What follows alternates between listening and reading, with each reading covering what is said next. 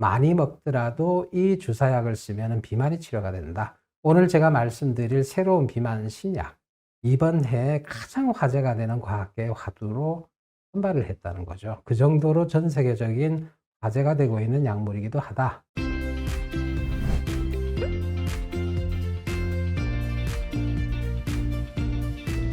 자, 오늘은 여러분들하고 살이 빠지고 혈당이 떨어지는 신약들에 대해서 한번 간단하게 좀 살펴보도록 그렇게 할게요.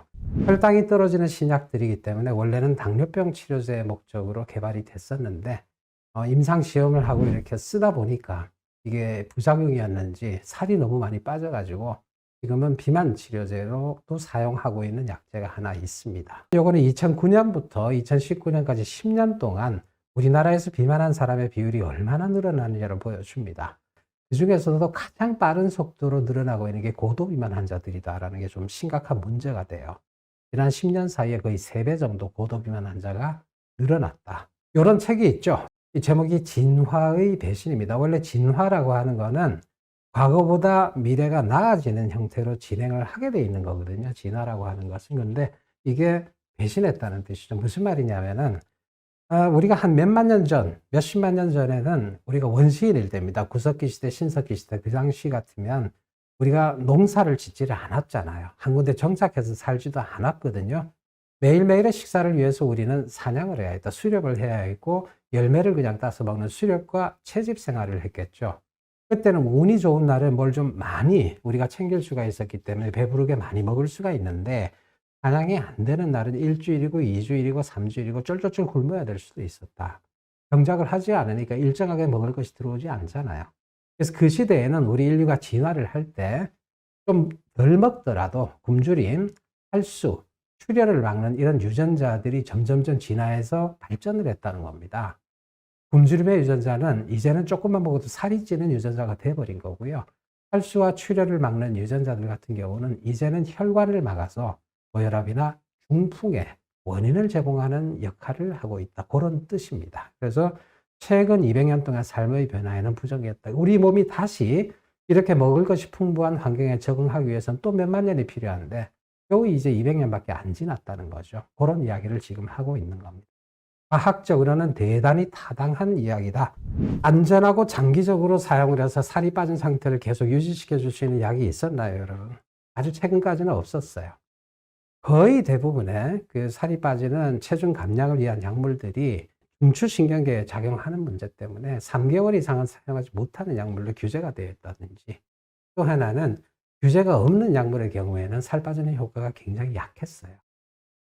그래서 약물 치료를 가지고 우리가 효율적으로 요요 현상을 완화할 수가 없었다는 거죠. 그러나 이제는 이야기가 다릅니다. 새로운 신약이 나왔고요. 이제부터 그걸 좀 볼까요? GLP-1이라고 하는 물질이 있습니다. 호르몬입니다. 여러분들 몸속에서 나오고 제 몸속에서도 나옵니다. 글루카곤 펩타이드 1이라고 그럽니다. 어디서 나오느냐? 여러분들의 소장에서 나오고 있고요. 여러분들의 뇌 속에 있는 신경세포에서도 소량이 지금 분비가 됩니다. 그리고 이 호르몬은 우리 몸 전체 작용을 한다는 걸 우리가 알 수 있습니다. 뇌부터 시작해서 췌장, 심장, 위장관까지 다 작용을 한다라는 것을 우리가 알 수가 있고요. 이 GLP-1은 혈액 속의 농도에 따라 조금씩 다른 효과를 나타낸다는 것을 보여줍니다. GLP-1의 농도가 조금만 있을 때는 인슐린 분비를 촉진을 해서 혈당을 감소시켜요. 당뇨병 치료제로 사용합니다. 농도가 조금만 있을 때는. 근데 농도가 좀 많이 있을 때 있죠. 이때는 여러분들 보시는 것처럼 식욕을 억제하고 음식 섭취를 억제를 해서 체중을 빼줍니다. 그리고 위에서 음식물이 소장으로 내려가는 것도 지연시켜버려요. 더 부르게 만들어버리는. 조금만 먹어도 배가 부르게 만들어버린다는 거.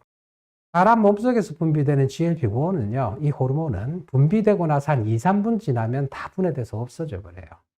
그래서 충분한 효과를 나타내지 못하거든요. 그래서 과학자들이 이 GLP-1은 단백질인데 구조를 살짝 바꿔요.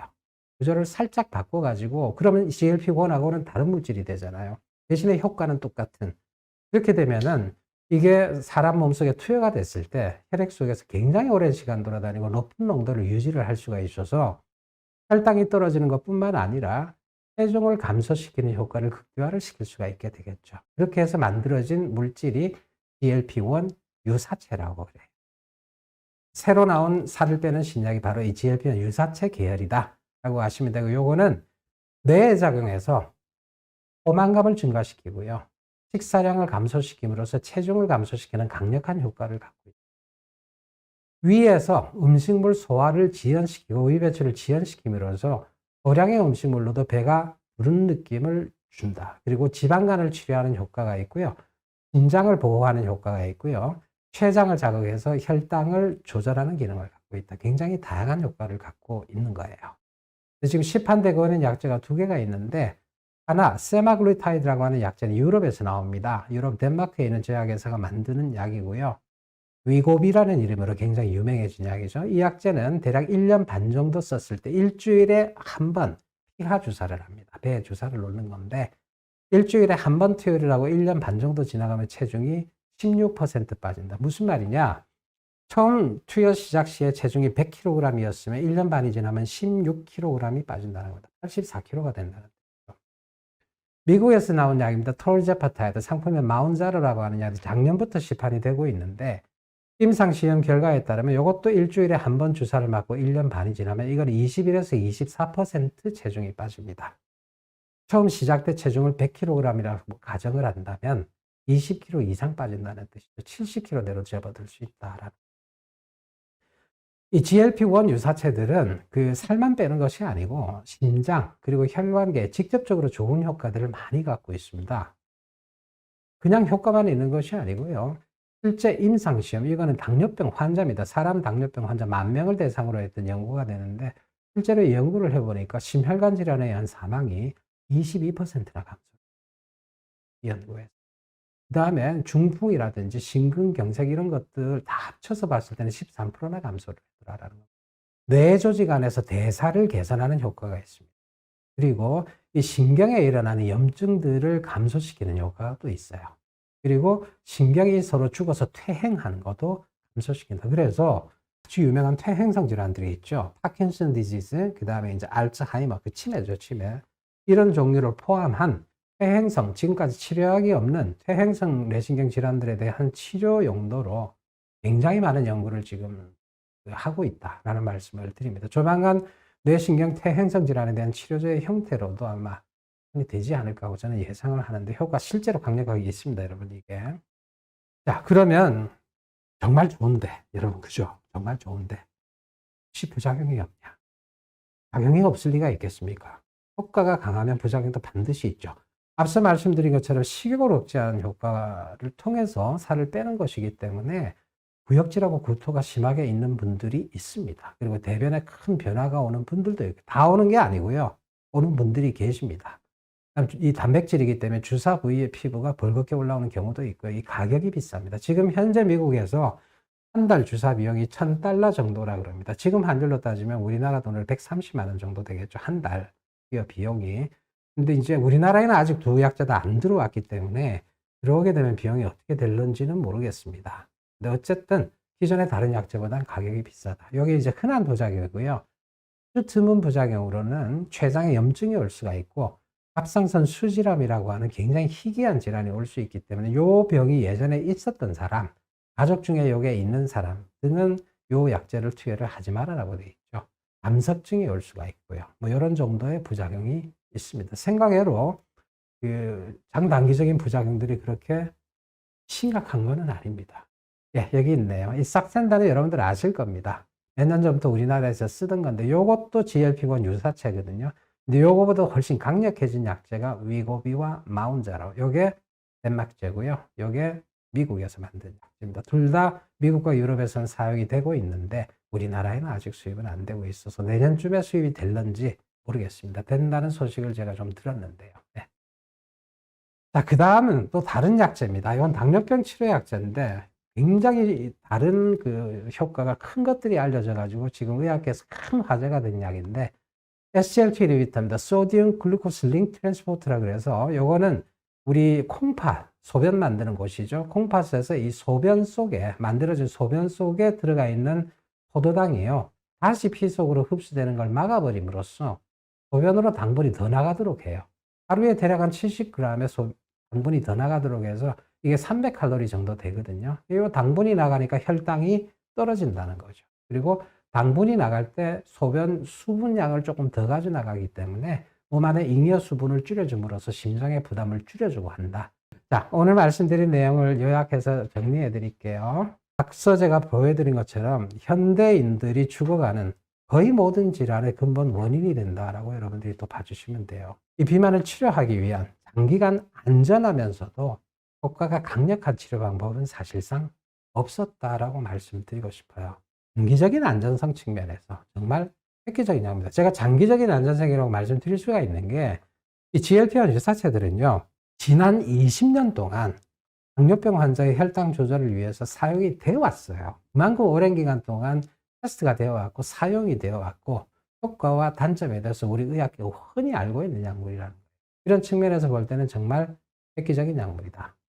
다만 가격대가 비싸기 때문에 그죠? 요거는 어떻게 될지는 좀 두고 봐야 될 것 같습니다. 그것만 제외하고 나서는 의학적으로는 굉장히 획기적이다. 그러니까 사이언스라는 저널에서 2023년에 가장 큰 과학계의 뉴스로 이 GLP-1 이사체들을 선발을 했겠죠.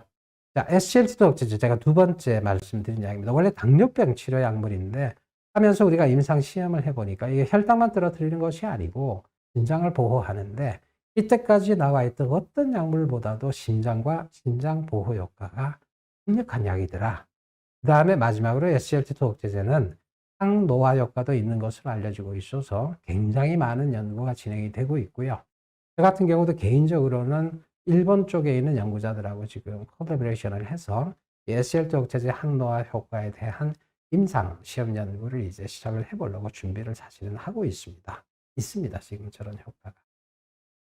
예, 오늘 제 말씀은 여기까지입니다. 재미있으셨습니까? 혹시 질문 있으시면 해주시면 제가 말씀을 드릴게요. 예, 닉네임 콘순이라는 분이 긴급 질문을 주셨습니다. 마른 비만이라는데, 자, 마른 비만이란 무슨 말인가 하면 키와 체중으로 봤을 때는 비만의 기준에 안 들어간다는 뜻이에요. 그죠? 그러나 배가 나왔다는 것을 이야기를 합니다. 배가, 다른 말로는 복부 비만이라고 하는데 그것도 정도가 심하면 치료를 해야 되죠. 식단으로 조절이 가능하다면 어떤 방법으로 섭취하면 되나 아주 간단하게 간증해 드릴게요. 작게 드시면 됩니다. 어떤 음식이 좋고 어떤 음식이 덜하고 칼로리에 따라서 그런 것들은 물론 있을 수는 있겠는데 그런 식으로 이제 음식을 가려서 드시는 거를 한 달, 두 달, 1년, 2년, 5년, 10년 이렇게 지속할 수는 없죠. 그래서 궁극적으로 이런 비만을 치료하는 가장 중요한 팁은 전체적으로 드시는 양을 10에서 20%를 줄여서 드셔주면 됩니다. 우리 식사를 할 때 밥이 한 공기가 왔다 그러면 반드시 10에서 20% 정도를 빼내고 나서 드셔준다. 이런 식으로 접근하시면 간단합니다. 운동으로 살을 뺄까 약으로 살을 빼는 것에 큰 차이가 있나요? 예, 차이는 있습니다. 운동으로 살을 빼는 것은 근육량이 조금 더 늘어나겠죠. 근데 운동을 예를 들어 뭐 이론적으로 전혀 하지 않고 약으로 살을 뺐을 때는 지방만 빠지고요. 지방이 빠질 때는 근육량도 같이 줄어들거든요. 그래서 근육이 좀 줄어든다라는 부분이 가장 큰 차이가 있겠죠. 그래서 사실은 약만 가지고 살을 빼는 것은 올바른 방법은 아닙니다. 예, 운동하고 식사 조절이 같이 들어가면서 약을 쓰는 것이 효과를 극대화시키는 방법이 될 수 있겠죠. 요요라든지 몸에 무리라든지요. 몸에 무리는 방금 제가 말씀을 드렸고요. 그럼 요요가 일어나는 부분은 둘 다 운동으로 살을 빼는 거나 약으로 살을 빼는 거나 둘 다 중단하면 똑같이 요요가 나타나는 것은 똑같아요. 예. 여러분 재미있으셨습니까?